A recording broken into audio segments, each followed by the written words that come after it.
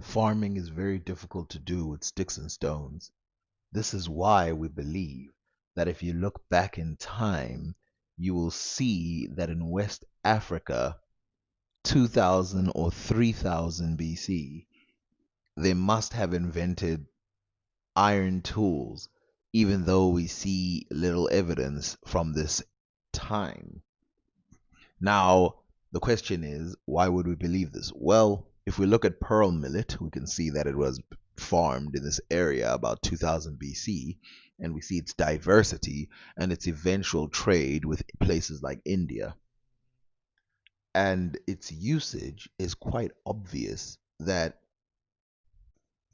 it can be ground down into a fine powder and made into certain flour recipes like flat cakes or pancakes or whatever you want, and this usage was surely used. But going back to how you farm this thing, think about it. Look at the plant itself and think about how you'd plant it. First, you have to toil the earth, you have to open the earth using a spade, probably, and then you have to go through with it and see it rise.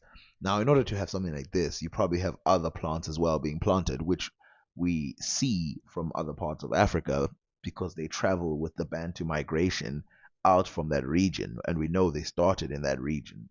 They migrate, and you see plants that you've never seen in those regions before. Now, in other parts of the world, it's easy to go. The way they did it was they used copper tools because you have the Bronze Age, you have all these other ages in these other parts of the world, but in Africa, you don't have that. You don't have the Bronze Age, you don't have the all of those. You go from stone straight to iron. Iron, copper, all of that is invented at the same time.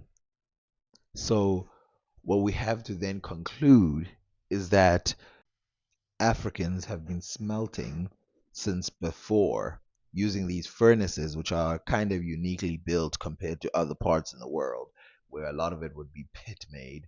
These ones are kind of tubular. And this history, this depth of history that only spread out through the Bantu migration, seems to have a completely unique road on its own compared to the rest of the world.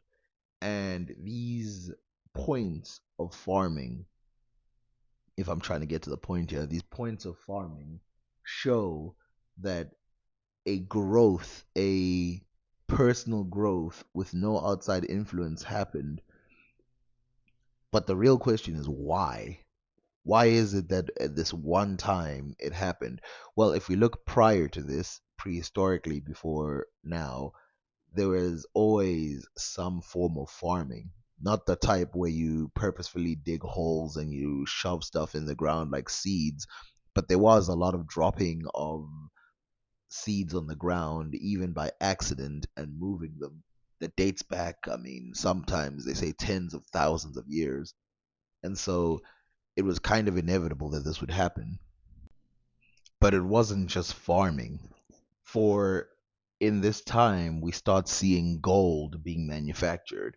And in fact, I've shown you in many other places that no matter which part of Africa you went to, so for example, you go to Great Zimbabwe, you go to the Swahili coast, you go to Kenya, you go to Central Africa, Congo, West Africa, over and over again, it was written that they had an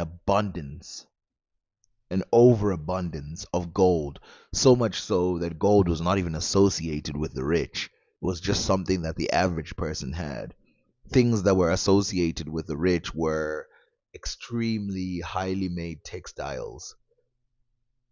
Even leather, like I showed you in the other one, not leather, rubber in the other one, was associated with the poor because it was so abundant. But if we look at the metals, we see that stuff like brass, copper, all of that was just worn by the average person, by children. And these tools, these were fashioned into beads, they were fashioned into a lot of things and used for trade.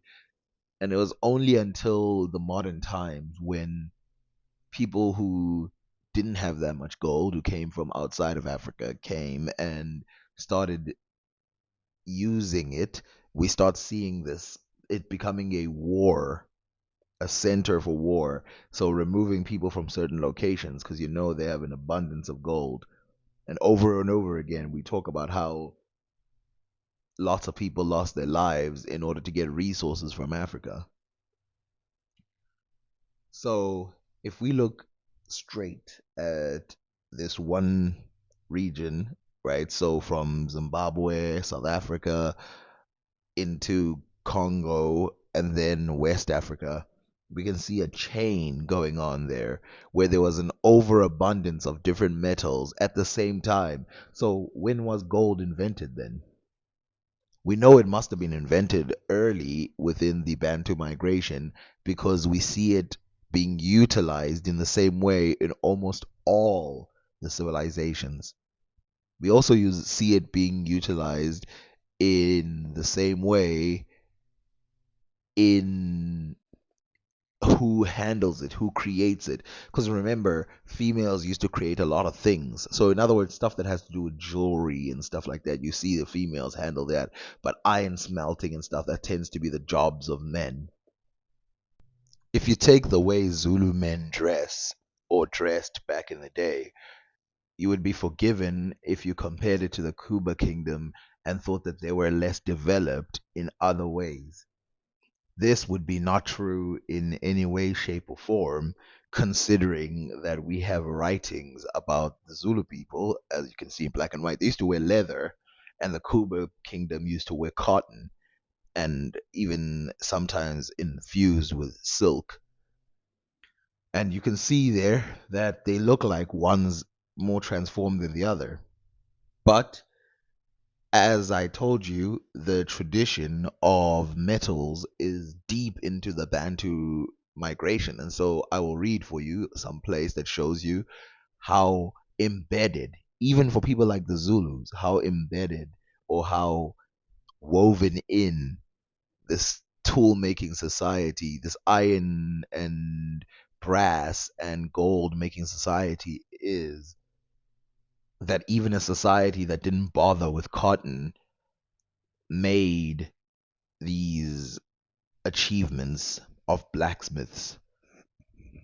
From the diary of Henry Francis Finn, who operated and lived with Shaka Zulu during his time, he writes about the blacksmiths.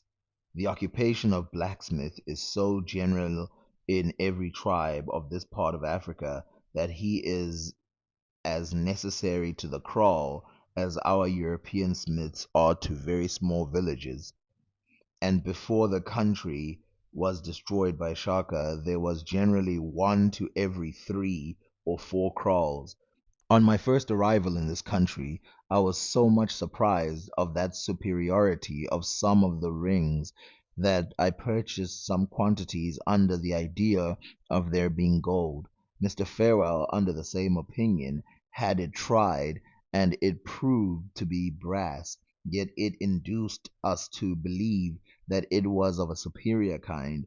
In crossing several of the rivers, small particles of metal were to be seen amongst the sand, as also amongst the mountains. Of both of Mr.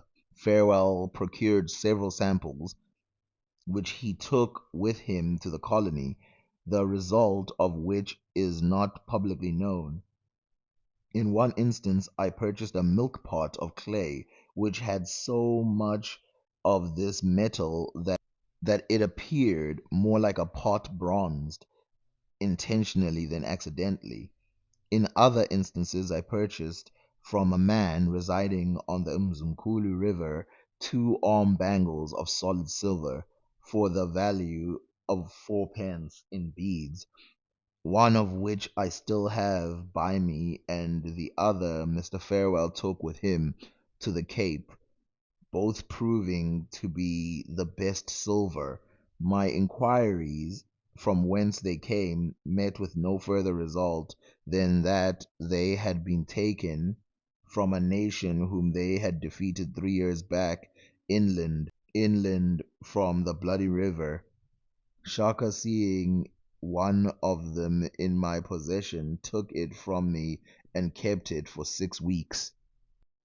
You can therefore see that we are not just talking about the Zulus here, but there was a bunch of tribes in that region of South Africa that produced different qualities of metals. And it's interesting that he said that there was bronze that was of such high quality that he mistook it for gold. This tells you how shocking this level of technology was to the average European who thought of these people as inferior at one time. To pivot a little, let's look at the ancient Egyptian statues.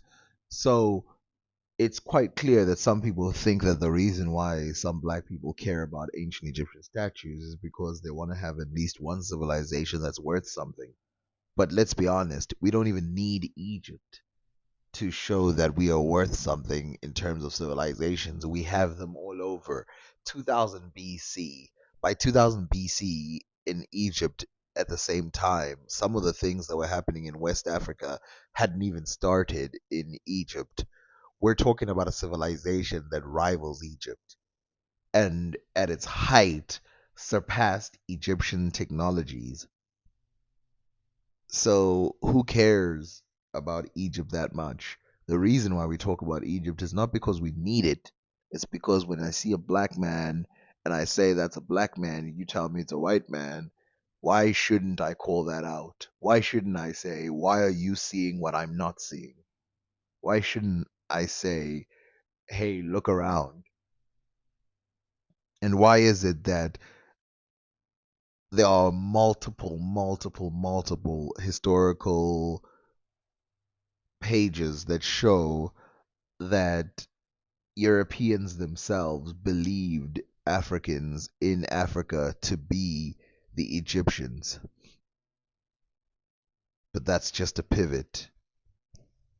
Embrace Africa, the whole thing, for we owned it, and we own it today.